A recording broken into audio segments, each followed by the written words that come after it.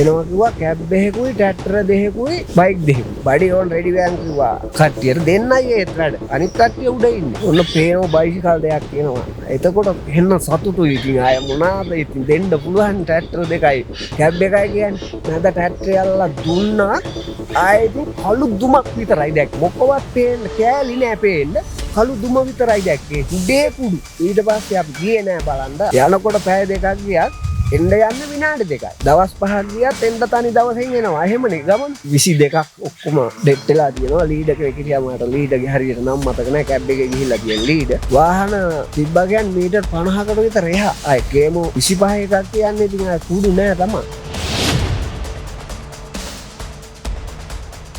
10-15 එනවා ගහනවා අරයත් ගහනවා මාත් ගහනවා කොහොම හරි ටිකක් වෙලා ගහලා වෙන පැත්තකට පයරෙක් ගියා. ඊට පස්සේ මම බඩියා මොකද කරේ සෙට් එක වැඩි කියන්න සෙට් එක අරන් පොඩ්ඩක් රේන්ජ් එකට ගියා පිටිපස්සේ දොරේ. යනකොට RPG එකක් ඇවිල්ලා බඩියාගේ වැදුනා මෙතෙන්. වැදිලා සාමාන්‍ය මේ ඇඟෙන් නහර ගලකින් විතර ඉතුරු වෙලා තිබ්බා. ඊට පස්සේ බඩි මට ඕසිට කතා කරන්න ඕනේ සෙට් එක අරන් දියන් කිව්වා. ඒ පොඩි කෑල්ලෙන් හිටියේ. ඊට පස්සේ ඒත් කතා කරලා මට වැදිලා ඉන්නේ මේ කොල්ලා විතරයි මෙතන බංකරේ ඉන්නේ ඌ තුවාල වෙලා ඉන්නේ මෙතෙන්ට ඊට පස්සේ එහෙම නිකන් අත් දෙක උඩ ගිහිල්ලා එහෙම ඩෙට් වුණා කොහොමද කොටි 22ක් සමග ත්‍රස්තවාදී නායකයෙකු දේශයෙන් තුරන් කළ දෙවන විශේෂ බලකාර රෙජිමේන්තුවේ බලලත් නිලධාරී 1 RSP USP ඒකනායක මේ ඔහුගේ කතාවයි.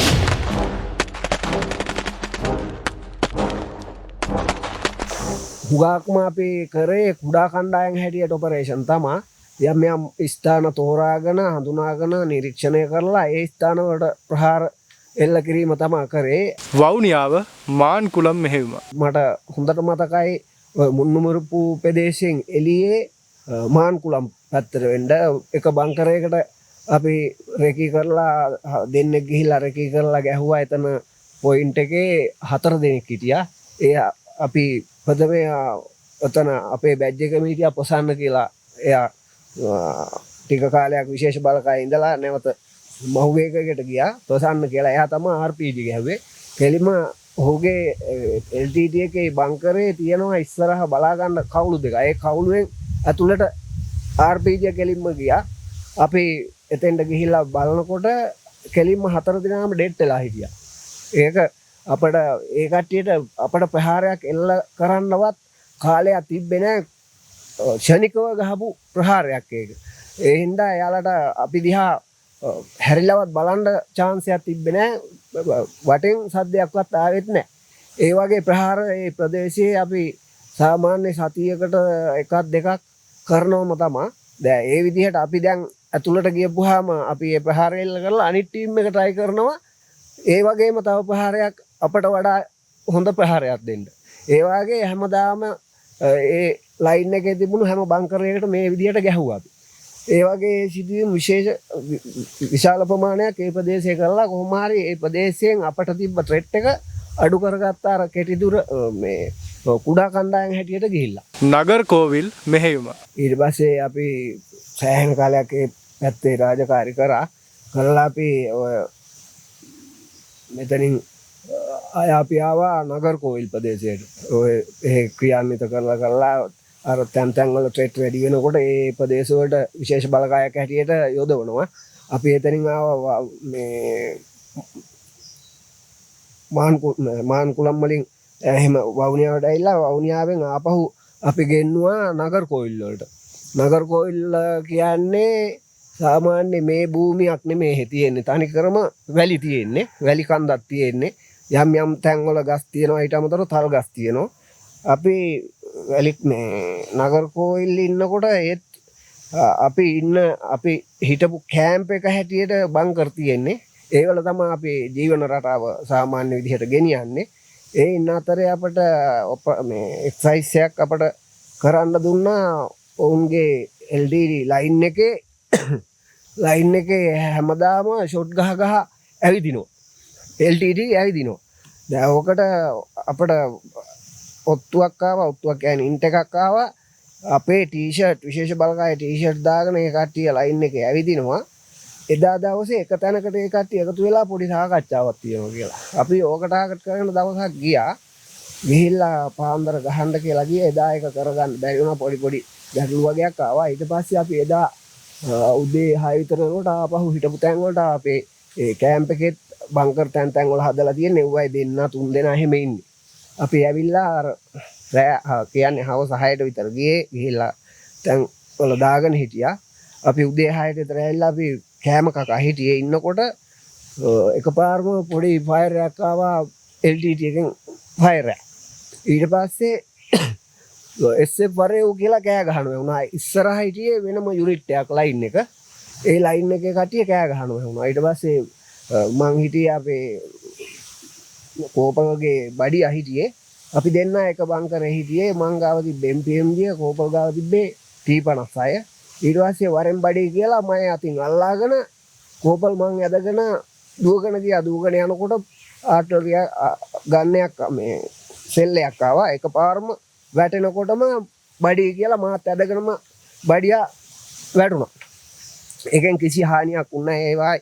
මේවා මීටර 25ක විතර බංකරේ තිබ්බේ. අපි දෙන්න ඒ බංකරේට යනවා. බංකරේ කවුරුත් නැහැ. ඊට පස්සේ දාගෙන බඩිය ගහපන් කිව්වා. ඊට පස්සේ මං MPMG තියාන ගහනවා. මේ පේන දුර ගහනවා. 10 15 එනවා ගහනවා. අරයත් ගහනවා මාත් ගහනවා. ගහලා බැරිම තැන උන් දැන් අපේ බංකරේට ගහන්න නැතුව දැන් අපේ ත්‍රෙට් එක වැඩි. අර MPMG 10 වැල්ලේ තියෙන්නේ. 1000 ඉවර වෙනකොට ටක් ගාලා බඩිය මට අරක මාරු කරන සපෝට් එකේ දාලා ආයෙ ගහනවා. එහෙම ගහලා කොහොම හරි ටිකක් වෙලා ගහලා එයාලා නවත්තලා වෙන පැත්තකට ෆයර් එක ගියා. ඊට පස්සේ මම බඩියා මොකද කරේ? එතනට ත්‍රෙට් එක වැඩි කියන්න සෙට් එක අරන් පොඩ්ඩක් රේන්ජ් එකට ගියා පිටිපස්සේ දොරේ. යනකොට RPG එකක් ඇවිල්ලා බඩියාගේ වැදුනා මෙතෙන්ට. වැදිලා සාමාන්‍ය මේ ඇඟෙන් නහර වැලකින් විතරයි ඉතුරු වෙලා තිබ්බේ. ඒ ගාම මටත් මේ මෙතෙන්ට කෑල්ලක් වැදුනා. මට සාමාන්‍ය එහෙම ගැටලුවක් වුණේ නැහැ.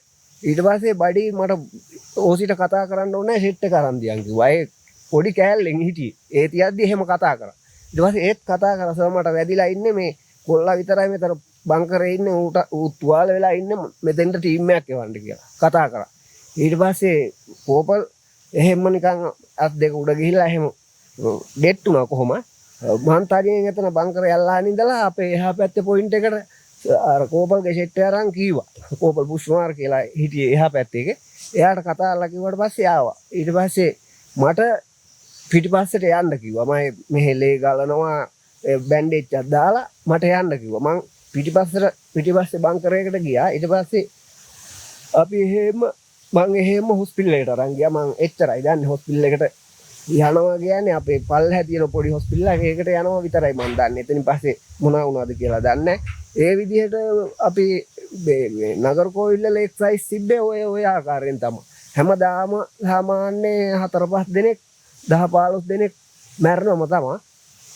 LDD අපේ දා හුඟක් දුරට ඒ ලයින් එකේ හිටපු පිරිසගෙන් එයා විතරයි ඩෙට් උනේ. ආයේ කවුරුත් ඩෙට් උන්නේ නැහැ. LTT තිබ්බා බොඩිස් 20 ගාණක්. එතන අපි ගහපු තැන විතරක් 20 ගාණක් තිබ්බා. ඒ හැමතැනම මේ විදිහම තමයි දිගටම තිබ්බේ. එතකොට ඒ ලයින් එක අතර දුර මීටර 50ක්වත් තිබ්බේ නැහැ. LTT ලයින් එකයි අපේ ලයින් එකයි අතර දුර ඒ වගේ දුරක් තමයි තිබ්බේ. ඒ විදිහටම අපි සාමාන්‍ය ඒ හරිය අපිම විතරක් ගහලා තියෙනවා දවසට 3-4 දෙනා කොහොමද ගහනවා.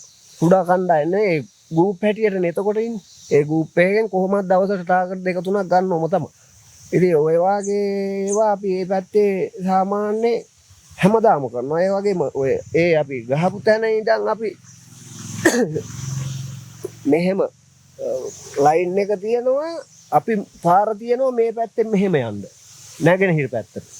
ගිහිල්ලා අර අපි ගහපු පැත්තට එන්න පුළුවන් එහා පැත්තේ. ඒ වගේ තමයි කලපුව තියෙන්නේ. ඒ කලපුවට ගියා. කලපුවේ ඒ පාර දිග LTT නායකයෙක් එනවා කියලා ඉන්ට් එකකට තමයි ගියේ. අපි දවස් 14කට ගියේ.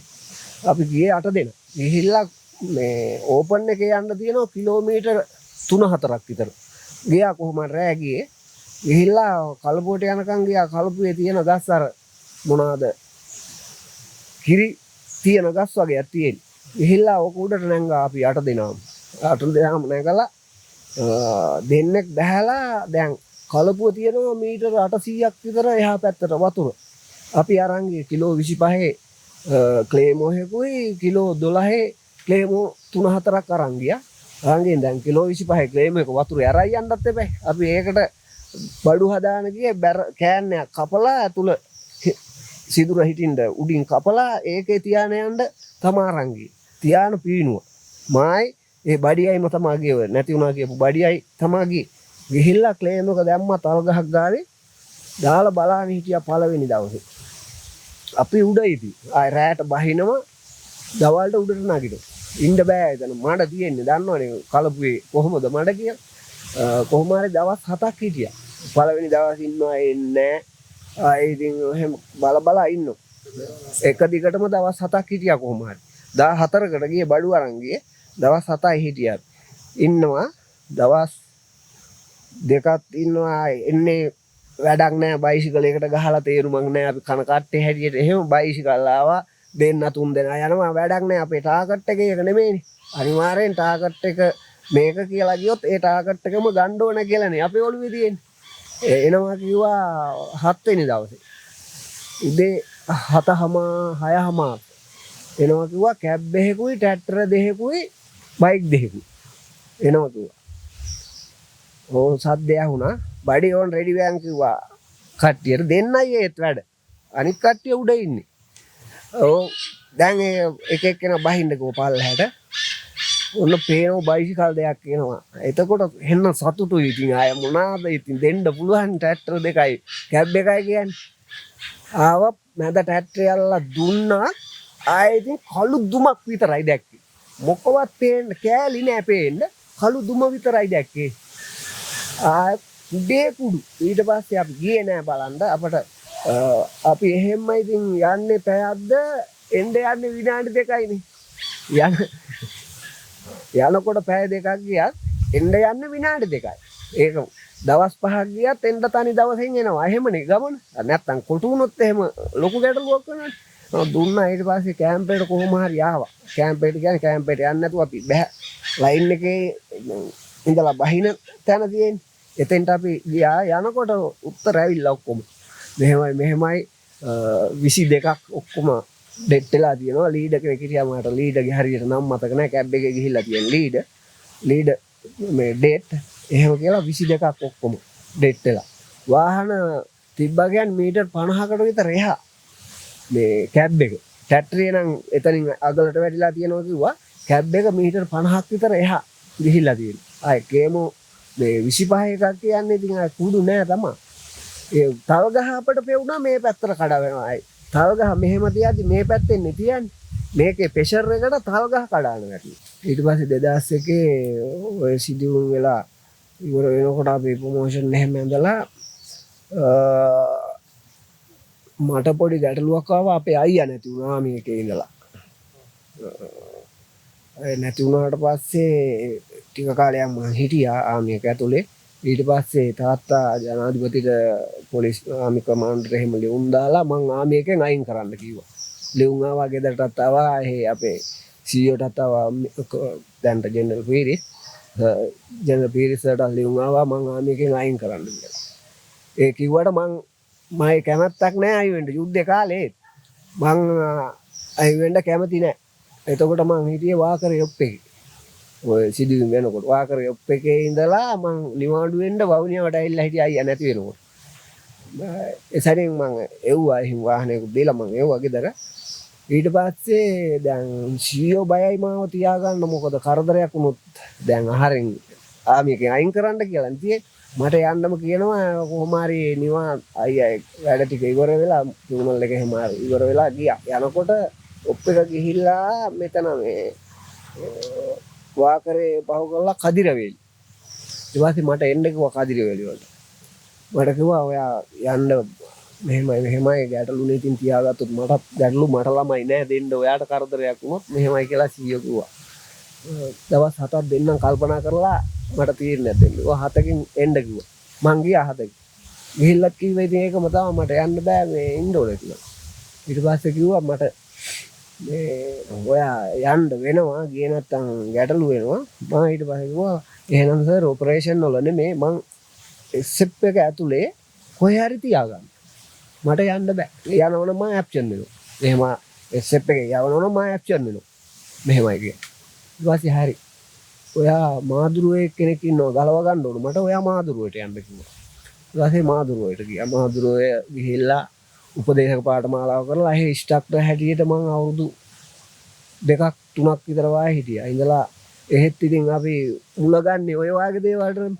එහෙත් ඔය මේ මොකද්ද මන්නාරම් පැත්තේ ඔය ගැටලු වගේක් තිබිලා අපි කමාන්ඩෝ කෝල් එක හිටියා තව. ඕවට කතා කරපුවාම ටක් ගාලා අපි දෙන්න තමයි පැනලා යන්නේ. LDG එකෙන් ඇවිල්ලා අම්මෙකුයි තාත්තෙකුයි මරලා එතන මරලා දාලා ගිහින් තිබ්බා. ඒකට ගිහිල්ලා ඒ කවුරුත් යන්නේ නැහැ. ඉතින් ඒවට මිනිස්සු බලන්න කැලයක් අයිනේ තනියෙන් ගියා තිබ්බා. ඒකට පැනලා මරලා දාලා ගිහිල්ලා. බොඩිස් දෙකක් ගත්තේ අපිම තමයි. මේ ඒකලා එතන ඉඳලා දැන් මම මෙහෙ හිටියට අපිට එන කෝස් එන්නේ නැහැනේ මොනවා. අපිට උණ තියනවනේ කෝස් එකක් කරන්න. අපිට පහල කට්ටිය එනවා බැජ් ගහගෙන පැරා කෝස් කරලා යනවා. මට දැන් එන අවුල ඒක. දැන් අපේ කට්ටියත් එනවනේ ට්‍රේනින් වෙන්න කලාවට. මම ඊට පස්සේ ආපහු ඉල්ලුවා මට මෙහෙ ඉන්න බෑ. මට එන්න ඕන කියලා. ඊට පස්සේ ගියා.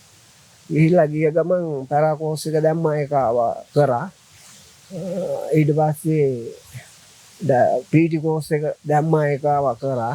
කෝස් 3-4 එක දිගට අවුරුද්දක් එකමාර උපරිම දෙකක් ඇතුළත කරා. DI කෝස් එකත් ඒක අම්ම කරා. කෝස් ටික දැන් අනිත් කට්ටිය මයි බැජ් එකේ කරලා තියෙන කෝස් ටික මම ඒ අවුරුදු දෙකට ඔක්කොම කරගත්තා. කරගෙන ආපහු මට එළියට එන්න දුන්නේ මෙහෙ මුලති කැම්ප් එක තිබ්බේ 2SF එක. 2SF එක මම DI හැටියට දැම්මා. ඉඳලා එහෙ ඉද්දි ඔය වැඩ ටික කරගෙන ඉද්දි ඊට පස්සේ ඔය රෙජිමේන්තු සැරේ මේජර් තනතුරු තිබ්බා. ඒකට මම එහෙ 2SF එකේ අපේ තිබ්බා කිමුදුම් පුහුණු පාසල. කිමුදුම් පුහුණු පාසලේ රෙජිමේන්තු සැරේ මේජර් හැටියට දැම්මා. එතනින් පස්සේ ඉතින් අපි ඔපරේෂන් වලට දාන්නේ නැහැ. ඊට පස්සේ ඒකේ අවුරුද්දක් ඉඳලා මම SF බ්‍රිගේඩ් එක වවුනියාවේ රෙජිමේන්තු සැරේ මේජර් හැටියට දැම්මා. ඒකේ අවුරුදු 2ක් විතර රාජකාරී කරා. ඒ විදිහට තමයි ඉතින් මගේ රාජකාරිය කෙටියෙන් ගත්තොත් ඉතින් අපි කොළඹ මේ අවට කොහෙවත් ඉඳලා නැහැ.